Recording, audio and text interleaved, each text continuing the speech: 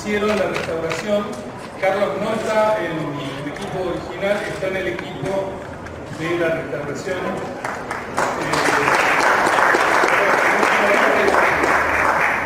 Así que a partir de esto, si todos los temas están acá puestos en la mesa, le paso el micrófono a Norma y después pregunto lo que el sonido ¿no? Bueno, para mí entrar y ver la película además restaurada, por las por televisión, las películas mías no las veo. Y hacía mucho que no la veía. Muchísimo que lo hayan hecho, pero me notaba esfuerzo que casi la perdemos la película. Así que bienvenidos los que lo hicieron resucitar.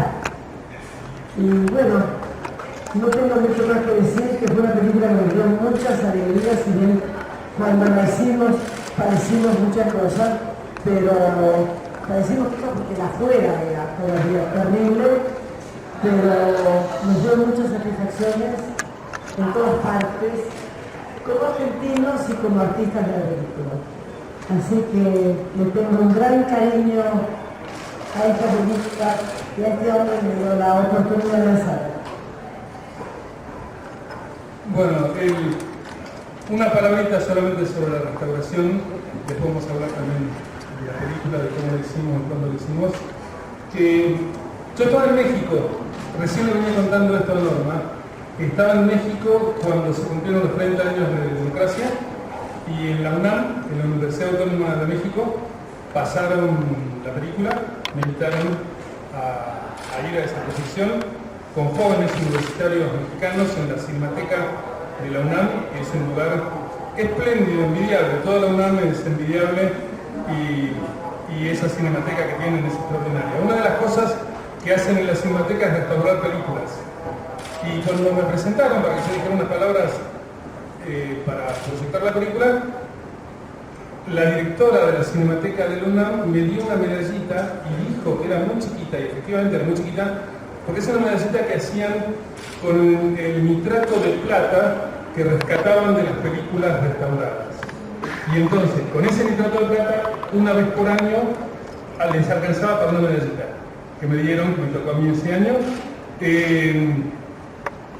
Y bueno, me emocioné muchísimo, casi no podía hablar, me fui a sentar rápidamente con la medallita entre los dedos y vi la película. La última vez que la vi entera en fílmico, en el mejor fílmico que había, la mejor copia que se había podido mandar, el negativo ya, ahora lo comprobamos cuando hicimos la restauración, estaba como de papel, el único negativo que teníamos, el que estuvo dentro de la cámara mientras filmábamos, y de ese negativo salieron más copias que las esperadas para una película chiquita como era esta. Salieron las copias que nos dieron por todo el mundo y quedaba muy poquito del negativo, estaba ya muy de últimas y era todo lo que había de la película. Y bueno, con esa conciencia, viendo esa copia en 35 y con esa medallita que simbolizaba la restauración, y estando ahí en México, que a mí me dio mucho, dije, la tengo que restaurar. Eso fue hace 3 años. Esta película hay que restaurarla, se muere. Las películas también se mueren. Muchas películas nuestras se han muerto. Y no merecen, por ejemplo, las películas merecen vivir como los libros, ¿no? Toda la vida, para siempre, para la eternidad. Y volví a Buenos Aires y empecé a trabajar por la restauración, y aquí está. La película ahora es esta, ahora está fresca, sana, y va a vivir mucho más que nosotros. Hola, ¿qué tal? Muy buenos días, mi nombre es Susana Salerno. Bueno, felicitaciones nuevamente por esta película tan importante en nuestra historia. Quería saber, Analía Castro, ¿qué sentiste al verte? Porque tenías 4 años en ese momento, y si te ganas de volver a retomar la actuación después de verte acá en la película, bueno, y también por qué dejaste de actuar. Y a Norma y a Patricio también lo mismo, ¿qué sintieron al verse nuevamente después de tantos años con esta nueva proyección? Bueno, verme otra vez es raro. No, porque yo no me acuerdo de la película, sino que me acuerdo de las cosas que van pasando, que pasaban atrás, cuando estaba en la cama, que era lo que miraban, que estaban todos tirados en el piso, con las cámaras, me vienen esos recuerdos. Sí, cada vez que me veo me dan muchas ganas de volver a empezar a trabajar. Tengo 2 hijas, ahora entiendo por qué me hacen la vida imposible, son bravas como yo les daba. Me encantaría volver a empezar, es como haría teatro quizás, pero esperaría que termine en el colegio, son adolescentes, entonces, pero es muy fuerte. Y ver la película restaurada, escucharla bien, verla bien, y ya entenderla en otro punto, y ver que los compañeros del colegio de mis hijas me dicen, vi que hay carteles que van a dar tu película, es como lindo, y que vayan las mamás a verlas y se renueva una historia. Recién hablábamos que hay una grieta, todavía hay un ellos y nosotros, y todavía hay una situación que no se arregló, esta búsqueda sigue estando, estos chicos siguen apareciendo, y es como, está bueno seguirlo viendo para no olvidarse, no hay que olvidarse de las cosas que pasaron.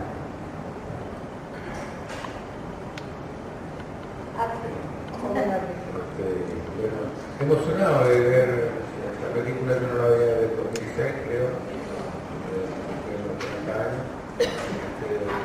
Siempre es muy conmovedor ver esta película, ver, es impresionante cómo Alberte que no ha envejecido la película, en su caligrafía, en su resultado técnico, y hablar con respecto a la actuación, y la historia misma, ¿no? La vigencia que sigue teniendo por diversas razones, en estos últimos días, en los últimos tiempos hemos tenido declaraciones, algunas medidas que pretenden desdiversar o desacreditar muchas partes de la memoria histórica de nuestro país, sobre todo ese periodo tan dramático, tan trágico. Entonces, bueno, siempre es bueno ver la vigencia, la fuerza que tiene, la conmoción que provoca esta película, sigue siendo impresionante. Y estoy muy feliz de que se haya restaurado para que siga siendo un documento insolayable para los argentinos. Bueno, lo que preguntaste, sí, me gustó verla de nuevo, me gustó verla restaurada. Ya me había contado el algo, pero realmente quedó estupendo, el trabajo que han hecho es maravilloso. Es triste en esta película, lo más triste de la película, es que es una historia verdadera, real, aunque no esté tomada exactamente de un caso real, pero desgraciadamente sigue siendo una película que es testimonio de una época, de un momento que no se ha terminado. Esto es la parte desdichada de la película. Pero fue una gran cosa poder hacerla en un momento donde era fácil hacerla, y que teníamos miedo. Pero la hicimos, por suerte. Yo me lo tomé como un deber de ciudadana, más que como una película como actriz. Y resultó bueno hacerla en su momento para que mucha gente se enterara de lo que no se había enterado o no se había querido enterar, y hoy día para que siga viva la memoria, para seguir buscando y reparando mínimamente el desastre que sucedió. ¿No? Y bueno, ahí me tocó verla con jóvenes de todo el mundo, con público de festival, que en general hay muchísimos jóvenes, y fue conmocionante ver la reacción de emoción por la sensibilidad y de emoción intelectual también que tenían jóvenes que veían esta película y la veían desde lo que pasa en otras latitudes. Y después fui con la película, meses después de Cannes, a Lyon, que es la ciudad donde nacieron los hermanos Lumière, y en la fábrica que algunos adictos al cine sabrán que los Lumière, uno de los primeros cortos que filmaron en la salida de la fábrica, que era la fábrica de ellos, de su papá. Está todavía esa fábrica y hay una fundación. Y hace un festival también de clásicos. Ahí de nuevo volví a ver la película en varios lugares de Lyon, es una ciudad cinéfila, como saben que tienen que ver con el origen del cine, son muy cinéfilos y tienen muy buen ojo para el cine. Y la última de las veces que la proyectamos ahí fue en la Fundación Lumière, dentro de la fábrica de Lumière, tiene una sala estupenda, esas salas donde se ve y se oye como los dioses. Y de nuevo, yo empecé en el francés que puedo hablar a decir que estaba muy emocionado porque el público que veía era muy joven, y entonces Thierry Frémaux, que es el presidente de Cannes y del Festival Lumière, dijo, levanten la mano los que hayan nacido después del 85. Y levantó la mano toda la sala. Fue lindísimo, lindísimo. Había muy pocos mayores de 30 años. Imagínense que la película, en cualquier lugar del mundo, acá también, los chicos que tenían hasta 10 años, por poner algo, ahora tienen 40. Así que es más de una generación que no ha visto la película, que la ha visto poquito en televisión, un pedazo de la película, o que sabe más o menos de qué se trata, o ni sabe, o ni tiene idea. Yo tuve esas experiencias en Brasilia también, en un festival. Bueno, la vi con públicos de diversas nacionalidades. Ahora quiero verla, lo que más quiero es verla con chicos menores de 40 argentinos, que es lo que todavía no me pasó así muy aisladamente. Y es muy fuerte lo que se da. Por ejemplo, el equipo de la restauración, muchísimos chicos que trabajaban con Carlos en el sonido, o con el Chango y la gente del laboratorio en la restauración, que en algunos casos es a mano, es artesanal. Por supuesto, todos menores de 30. Y querían ver la película antes de retocarla técnicamente, antes de hacer su trabajo, querían ver la película. Y venían con caras de asombro, decían, pero no es buena. Me parecía milagroso que una película de hace 30 años sea buena. No pasaba así en mi generación, los que tenemos la edad que tenemos, sobre todo el Chango y yo, que somos los veteranos de acá, nos criamos en el Lorraine, viendo cine que era muy anterior a nosotros, muy anterior a... En esa época el cine anterior a uno tenía prestigio, como nadie le diría a Dostoyevsky y diría estoy leyendo un libro viejo. Las películas no envejecían antes, ahora sí. Ahora como la película que no fue hecha el año pasado no tiene mucho prestigio, las películas envejecen inmerecidamente, y bueno, a mí me da ganas de ir contra esa corriente y ver esta película con todos, con gente grande pero también con gente joven. La película es exactamente como era, tiene exactamente todo lo que tenía, no tocamos una coma de un diálogo, no tocamos un fotograma, por muchísimos motivos. Obviamente les confieso que tuve la tentación. Cuando uno empieza a restaurar una película, dice bueno, y se empieza a frotar las manos y dice, le meto mano de nuevo. Y rápidamente me di cuenta que era una tontería, digamos, de parte mía, me controlé, y la película es la que es. Yo estoy muy contento, muy orgulloso, la veo muy bien, creo que dice lo justo, creo que dice lo que tiene que decir, suscribo cada palabra, hay palabras que son discutibles y discutidas en la película, y las han discutido mucho en otras épocas. Cada cosa que escribimos con Aida, cada cosa que hicimos, cada cosa que dijimos, que ensayamos con los actores, con Norma, con Héctor, con el Pato, que probamos y que inclusive arrancamos de una manera y después la volvimos a hacer de otra, digamos, la reescritura de ese guión maravilloso, pero la reescritura en actuación, ¿no?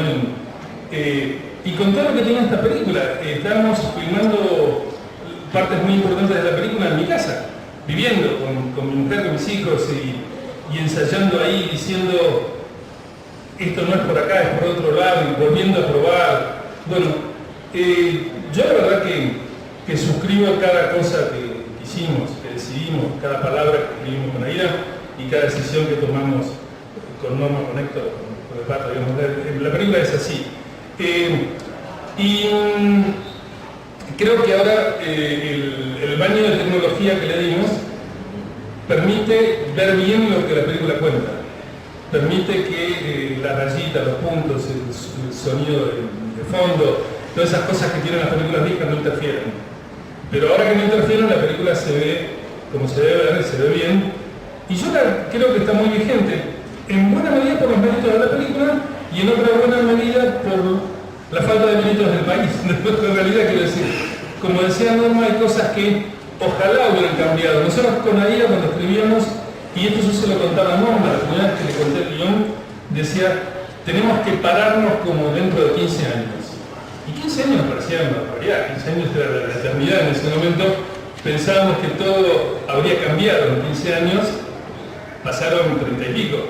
Y todavía hay cosas que no cambiaron, pero si miramos el vaso medio lleno, sí, este es un país que hizo más que cualquier otro país para juzgar a sus genocidas, digamos, ha hecho muchísimo en nuestro país, mucho más que cualquiera. Lo digo con conocimiento de causa, mucho más que cualquier otro. Probablemente Argentina es el país que más hizo para revisar su pasado.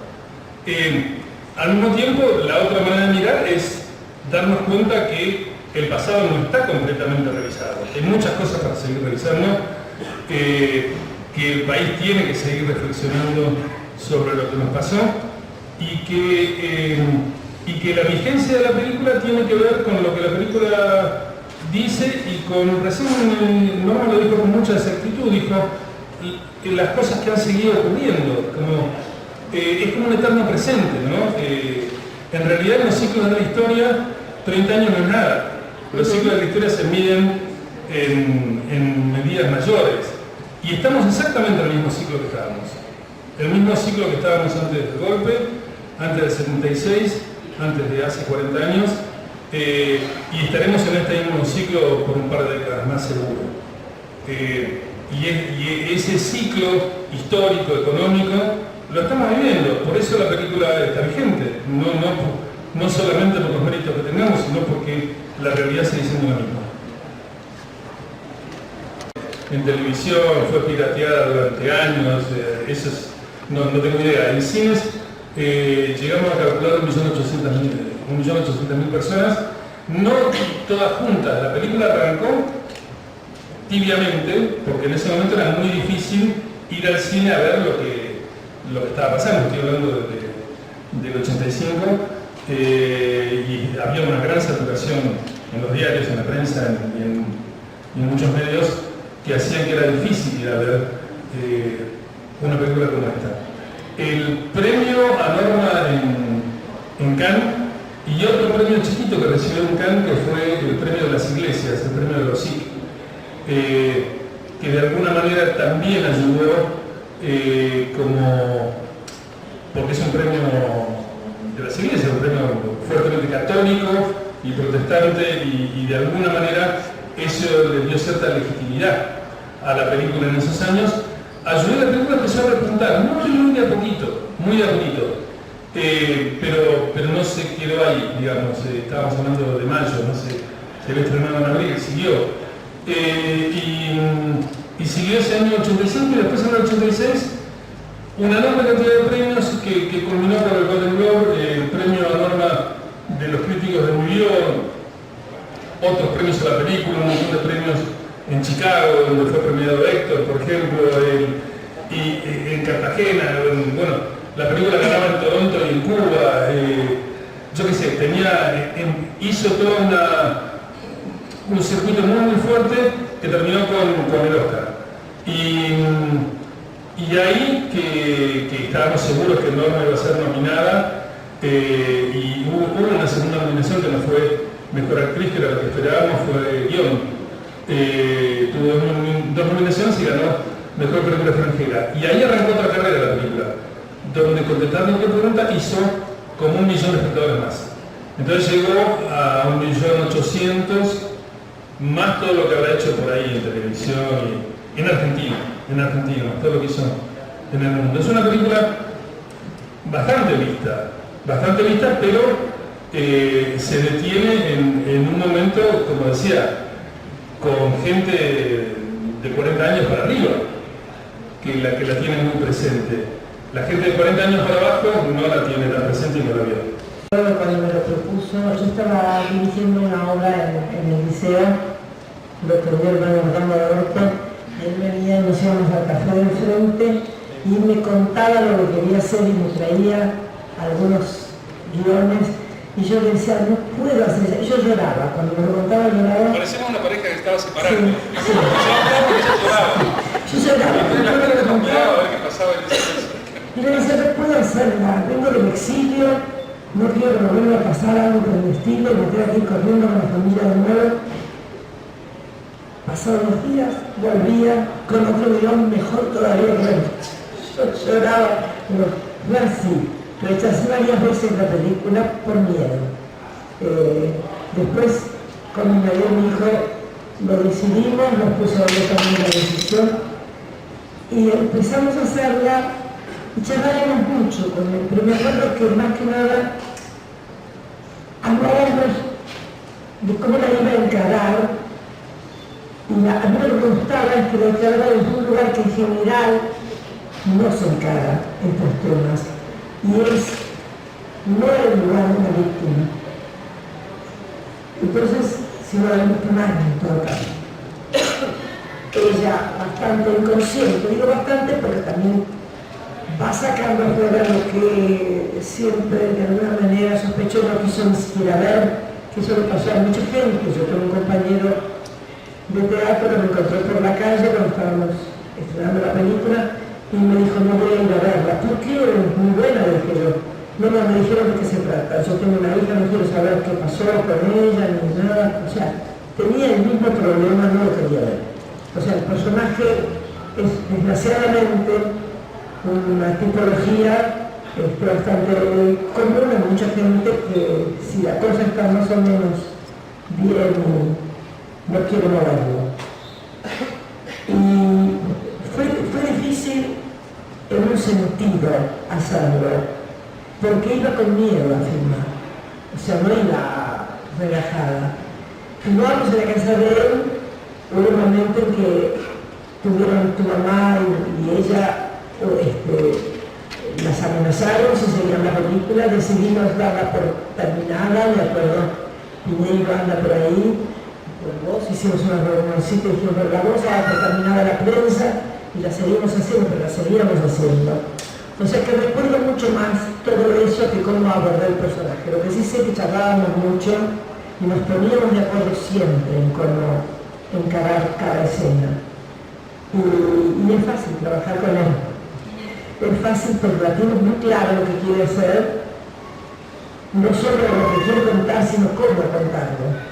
Y era de una manera muy sencilla contarlo. Desde la parte interna de una casa, la forma de vida de un matrimonio aparentemente común, que lo único que no tenían en común era esa niña. Bueno, fue bastante complejo hacerla, pero me alegro que me haya convencido. Yo me equivoco mucho, así que por suerte me convenció. Cuando leí el guión cuando se escribían todavía con izquierda y derecha, que era muy complejo de leer, la parte técnica y la parte dramática, digamos, era difícil de seguir, entonces siempre era algo era poco fluido, para mí. Pero recuerdo que lo leí de una sentada y me emocioné, cosa que me pareció extraordinaria. Le comenté a mí, recuerdo, que había que hacerlo a propósito para que saliera una mala película de ese guión, tan sólido, tan conmovedor. Y en el caso particular del personaje, bueno, estaba entregado. Tuve el privilegio y el halago de enterarme después de que el personaje fue pensado de algún modo, escrito para mí. De ahí su origen mendocino, para acercarlo a mi propio origen, chico del oeste, de Entonces, bueno, eso me halagó bastante que Luis y Aida hubieran escrito de algún modo el personaje pensando en que yo lo interpretara. Y por cierto que siempre está la emoción de la conciencia de estar no solamente interpretando una historia conmovedora, sino que también como ciudadano dando testimonio de un momento atroz, de un momento negro, oscuro y trágico, y que estoy de acuerdo con Luis también con respecto a lo del ciclo que habla. Cuando uno piensa en lo que pasó, cuando uno ve hoy esas marchas con las mujeres que siguen dando vuelta a la Plaza de Mayo, es verdaderamente emocionante y uno advierte la vigencia que tiene la historia.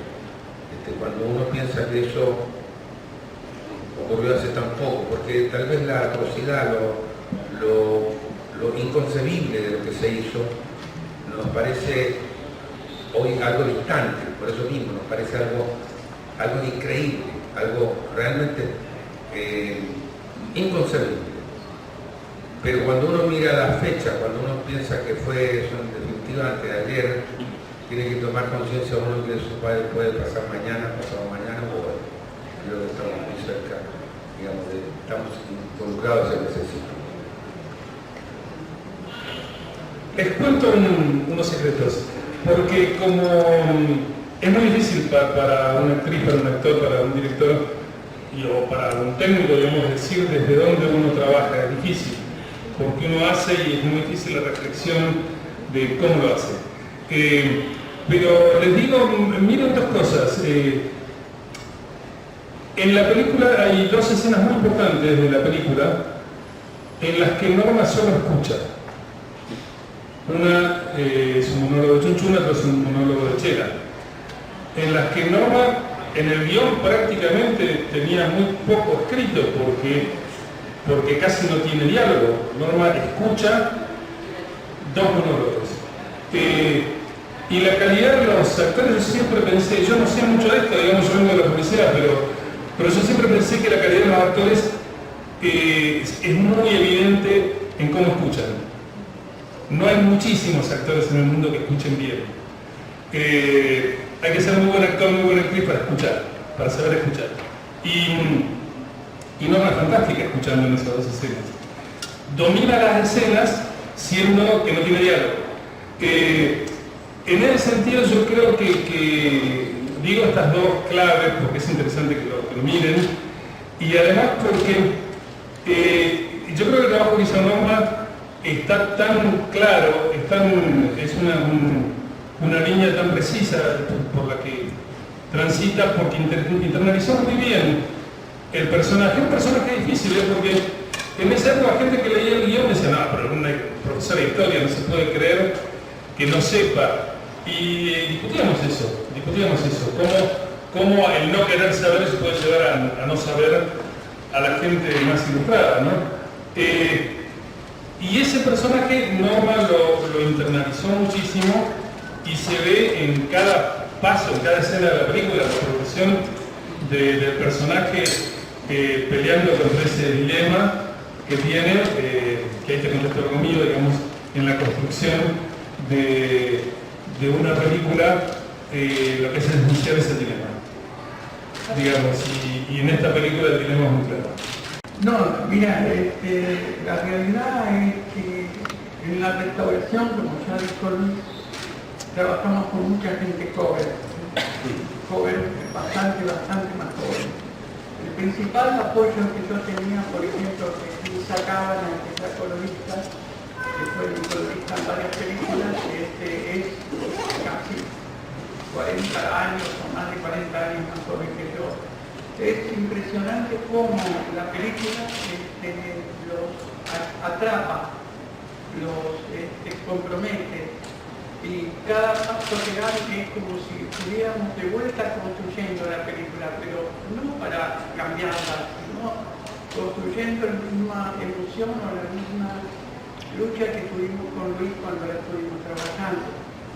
La idea fundamental que Luis me transmitía y que yo lo seguía atrás, y mi camino era usar a Luis todo y seguirlo atrás. Es una película donde la imagen, la fotografía tendría que ser totalmente subordinada a la acción.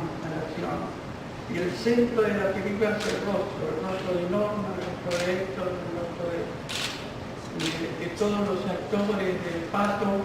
Es decir, la película tenía que pasar no por una imagen virtuosa, sino por transmitir la ilusión. Es una película que se hizo durante un momento crítico y que nos comprometía y nos ilusionaba, y en la restauración encontré el mismo eco y el mismo sentido de trabajo.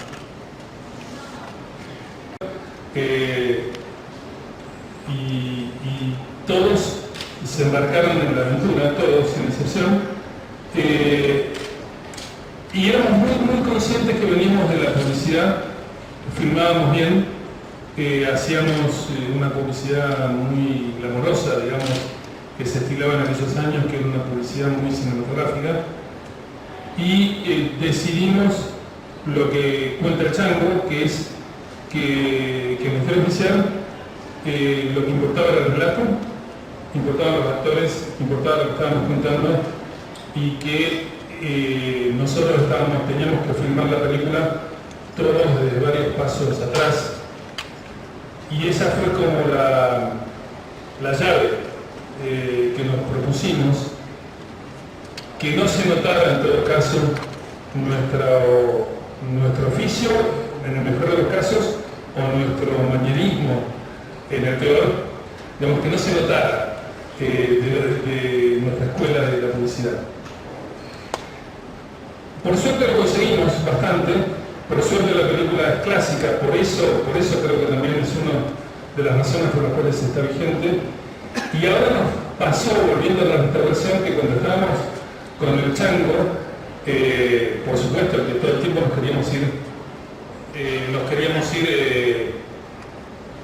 a que la película fuera más contrastada, más clara, más oscura, más fría o algo, y cuando nos metíamos en eso, el Chango me decía: Luis, me parece que te está yendo de clave.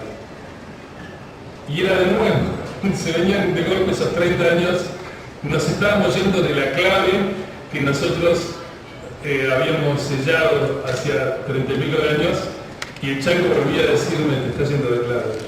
Y efectivamente me estaba yendo de clave. Y decíamos: muy cierto, ¿no? Y volvíamos.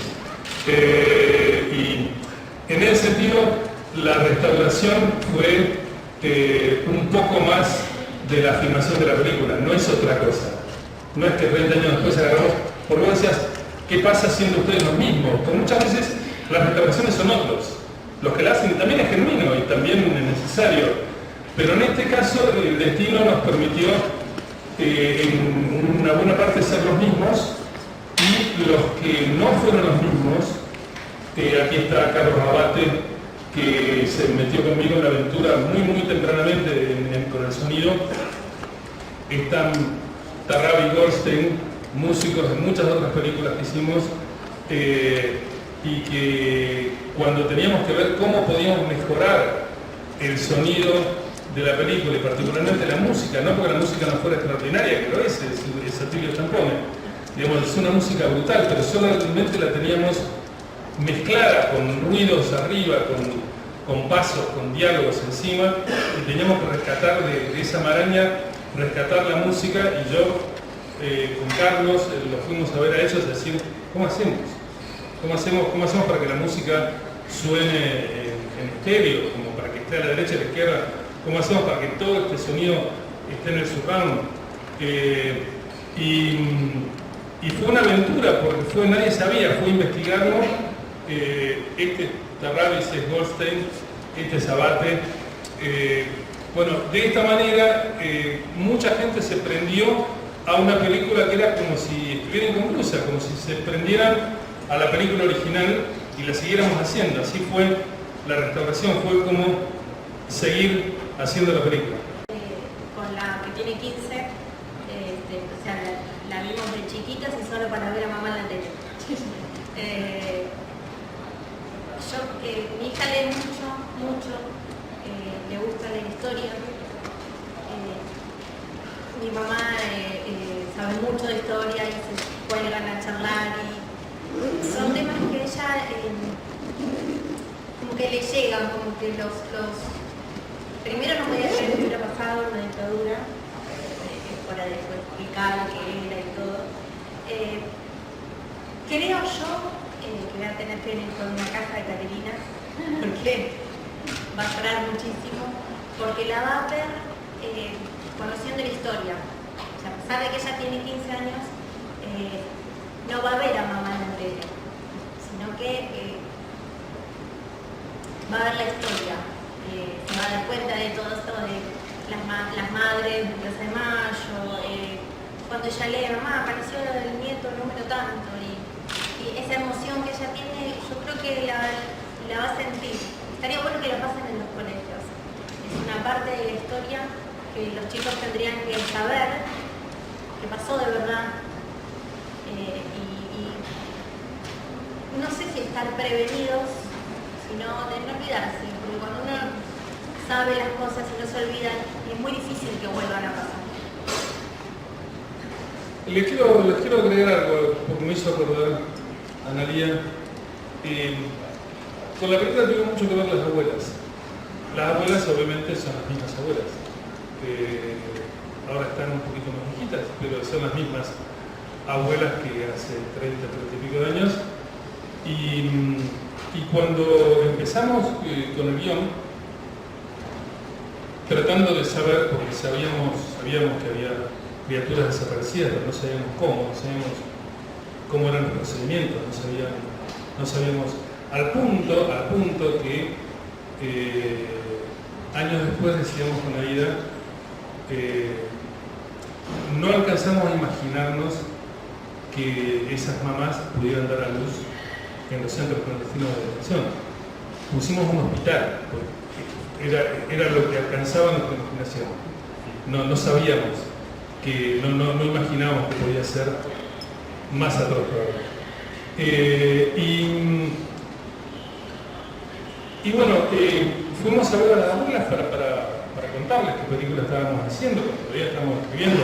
Cuando yo todavía me encontraba en un bar de congreso con Norma y le contaba la película, pero estábamos escribiendo. De hecho, todo lo que hay de manifestaciones en la película lo filmamos en ese momento, en el 83, con la barra de la productora nuestra, con Marcelo, con Chango, lo filmamos. ¿Qué decías?